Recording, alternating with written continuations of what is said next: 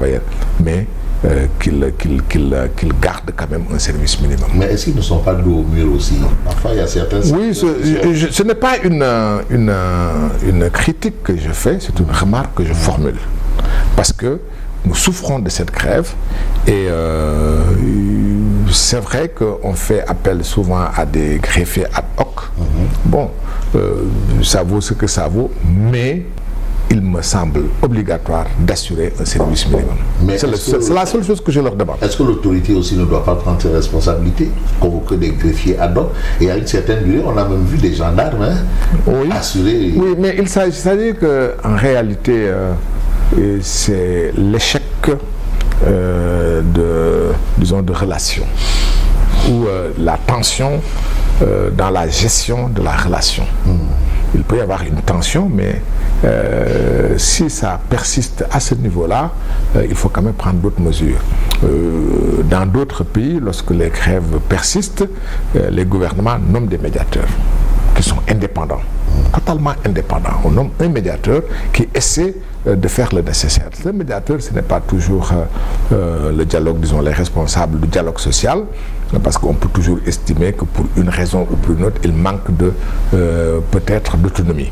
Mais quand ça persiste à ce niveau-là, des années, et que ça perturbe également le service public, il y a lieu quand même de prendre des mesures radicales et s'asseoir et discuter et dire ce qui est possible et ce qui n'est pas possible. Pour ce qui est possible, le faire.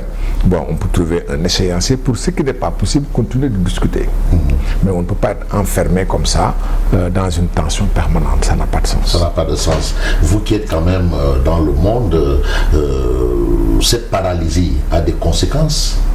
Ah oui, ça a des conséquences dramatiques d'abord, parce qu'il y a des personnes qui sont arrêtées. Quand on est arrêté, on peut être arrêté à raison ou à tort, et même si on est arrêté à raison, on doit être jugé. C'est la loi. Quand il y a un délit flagrant, la loi dit qu'on doit être immédiatement jugé. Et on n'est pas jugé, on garde les gens en prison plus que de raison.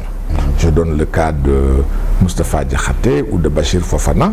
Bon, ça fait presque un mois que le délibéré le concernant est prorogé. Ce n'est pas normal. Ce n'est pas normal.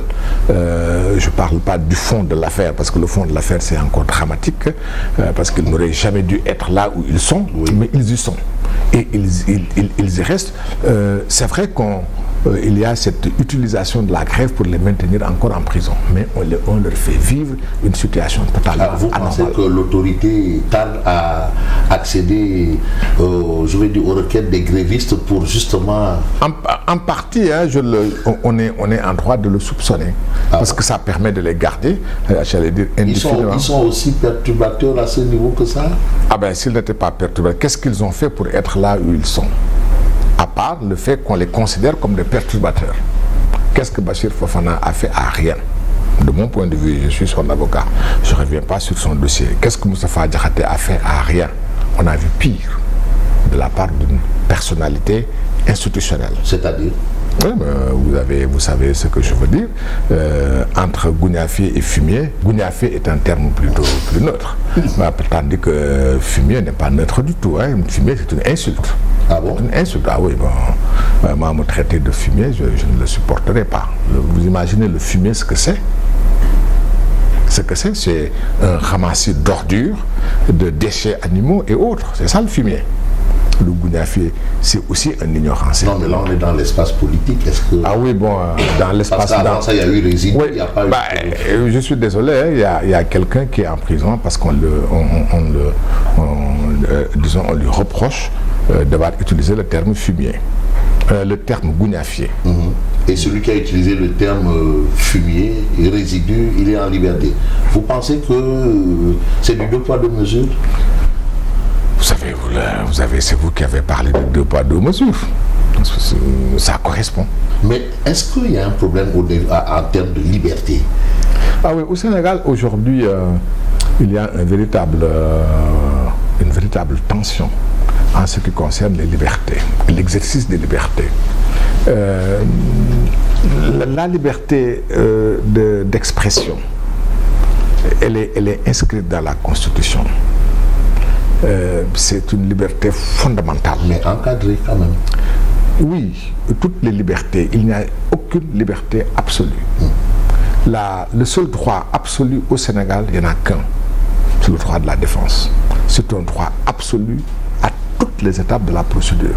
En dehors de ce droit, il n'y a aucun autre droit qui est absolu.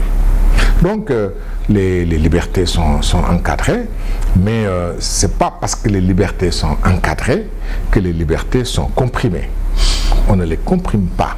Il n'appartient pas à l'État, à l'exécutif, au pouvoir politique d'encadrer les libertés. Les libertés sont encadrées par la loi et non pas par le pouvoir politique. Et aujourd'hui, c'est le pouvoir politique qui décide à sa façon. Quand on parle, quand on s'exprime, le pouvoir politique est en une situation de dire oui, voici aujourd'hui le carnaval du vocabulaire. Vous imaginez qu'on se retrouve au tribunal avec un dictionnaire pour à chaque fois dire quel est le sens d'un mot? Vous imaginez ça? Dans aucun pays au monde, ce n'est acceptable. Le dictionnaire est le fait des grammairiens, est le fait des littéraires, j'allais dire, est le fait de l'académie des lettres. Mais ce n'est pas le fait du tribunal. On ne va pas au tribunal en discutant dictionnaire en main. À chaque fois que quelqu'un passe, qu'est-ce qu'il a voulu dire, qu'est-ce que ça veut dire gougnafier, qu'est-ce que ça veut dire fumier, qu'est-ce que ça veut dire ceci, qu'est-ce que ça veut dire cela. Non, on n'est pas là pour ça. On est là pour interpréter des faits, qualifier des faits en fonction d'infractions possibles, mais pas en fonction du sens qu'on peut leur donner. Ça n'a pas de sens. Non. Mais où est le rapport entre ce que vous évoquiez tantôt par rapport à une volonté politique de comprimer, de compresser les libertés et la justice? Bon, vous savez, moi, la séparation. Je suis comme saint Thomas, je crois à ce que je vois. Moustapha Diakhaté, pour ne pas le nommer, voilà la deuxième fois en si peu de temps qu'il est en prison, pour des termes d'une banalité déconcertante. Oui, Abdou Nguer, c'est pour ce qu'il a dit. Bachir Fofana pour ce qu'il a dit, etc., etc. Oui, la justice aussi, il y a ces deux mamelles. Une des mamelles de la justice, c'est notre constitution qui est sous le contrôle direct de la chancellerie, donc du gouvernement, du pouvoir politique, c'est le parquet, qui a un pouvoir, j'allais dire, surdimensionné par rapport à la démocratie et par rapport, j'allais dire, au besoin de sauvegarder les libertés. Qu'on le veuille ou non, par sa pratique, aujourd'hui, le parquet est liberticide. Le parquet est liberticide. Par sa pratique, c'est ça la réalité. Parce que le parquet s'attaque à des personnes pour une seule raison, l'exercice d'un certain nombre de libertés, surtout la liberté d'expression. On a cette désagréable sensation qu'on ne veut voir ni journaliste, ni chroniqueur, ni homme politique s'exprimer librement. On encadre, on comprime la parole. Et le gouvernement utilise le parquet à cette fin. Mais le parquet a sa décharge. Il y a un lien ombilical entre le parquet et le gouvernement. Et à force de pratiquer de cette façon, on en arrivera un jour à couper ce lien. À tort ou à raison? À tort ou à raison. Et pour moi, je considère que dans notre pays, et comme on considère un peu l'évolution du pays, ce serait peut-être à tort de couper ce lien. Mais cela nécessite de la part des hommes du parquet une plus grande flexibilité, une plus grande intelligence des choses. Et non pas y aller comme ça et oublier que le pouvoir d'État, le pouvoir gouvernemental est fondamentalement assis sur un socle politique.